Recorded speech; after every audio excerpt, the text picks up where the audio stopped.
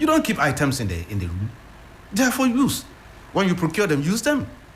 I don't subscribe to a situation items be packed in the warehouse. Left to me, you won't have warehouses packing items in there. As soon as they are brought, there are a lot of the user agents why you are bringing it. So as soon as they arrive, the former Minister for Communications will also not be happy with you that you are saying all these things that she had an agency under her did not do anything.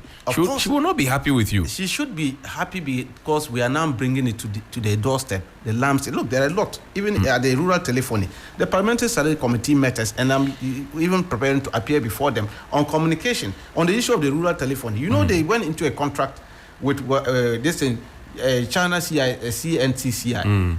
To execute about 2016 rural telephony sites. As we speak now, they have done only 1,009. And most of the things that they even done, we went around and saw it. I have pictures of them. They are like white elephants standing there. Traffic is not passing through it. Nothing is going on. It's working on that. And we made them. We made the Huawei group and the contractor Ascent group to look at the project, what they have done so far.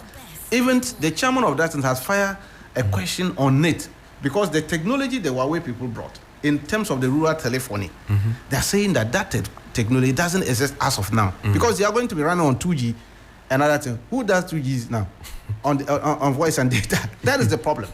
And so people are moving to 5G now, and even I'm told China they are even trying to move to 6G. And then we want to concentrate our rural telephony on 2G. In fact, I got back from the UK not long ago. Yes. I had 6G on my phone. Fantastic. 6G. Beautiful. So the kind of speed internet. Yeah, the kind of system that we are running, we have to move away from always thinking that because they are rural people, they should not be part of the digital world, and therefore they don't deserve better. We should go and give them this kind of thing. To make call, they will struggle. When we're going, I was always activating to see when you are going around and you see our that is our rural right. So you always see when you move out the hinterland and you check your network and you see R come on it. That means that is our rural telephony. Okay. Whether it's active or not, you will see it. If it's not active, you also see. When we're going, I was checking all these things to be sure that this site is functioning, this site is functioning, this site is not functioning. These are the things we're supposed to do. But your guess is as good as... How are you collaborating with the telcos, for example, in the hinterlands where they may not have offices where people can procure SIM cards, get internet connectivity, because they need a service provider. And the service provider may be far away from them. They will have to travel 2, 3, 4 hours. And when they get there, they tell them we have a quota for the day. So if you don't fall within that number, you are not getting service and all of that.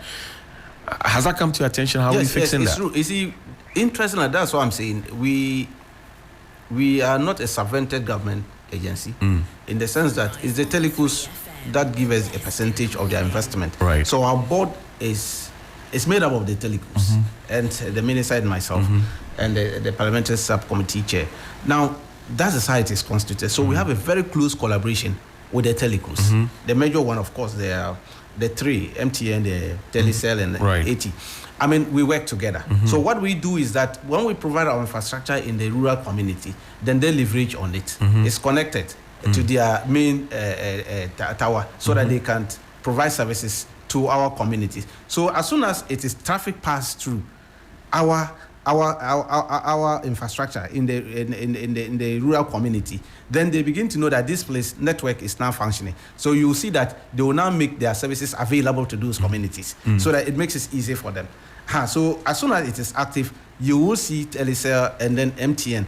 Mostly it's the MTN, the rural people are so much interested. You will see that they send some of their facilities to those communities to make, because the more they go in there, the more we also make money from the percentage they are going to get. So we will even encourage more for them to move in. And that is why His Excellency John Dramani Mahama is so much interested in it. I mean, when we're taking up this job, he sat us down and gave us schooling on it because, you know, he is a former communication minister. That's right. And he understood this thing very well.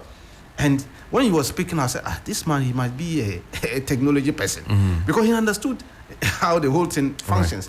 And he's much interested because he went around the country and campaigned. And so that certain communities he went, especially Western North region, cocoa growing area, were completely cut off. You go there, you are completely cut off. Upper East, Upper West, when we're going, in fact, I use the route. We will travel for about 10 kilometers Oh, you didn't fly? No, I didn't fly. I went by route throughout all the 8 regions I traveled. I went but you saw the good roads that have been done. Which roads? My brother. I said, which road? The roads were even deteriorated. The road His Excellency John Dramani Mahama constructed from Fufusu Johnson to all the way to Swala. Go there, trek that road and see. You didn't see the over 10,000 kilometers of roads that have been done, which these were just hawks. They just sat in the crowd. And the MPP are expert in propaganda. Year of roads, second year of roads, another year of roads. I'm telling you, completely nothing. The roads. I'm not surprised. There's a lot of traffic on airline now, because the route. If you really want to survive and survive well, you go by the road 3 times. You go 6 feet. I don't understand. I'm telling you, the road is terribly bad. Terribly bad. And so that's why there's much traffic. People are now flying left and right, because the road, unless you have a very strong vehicle that can cruise on such route, if you go there 1, 2, 3 times, my brother, your car is gone. You end up in Kolebu. I see.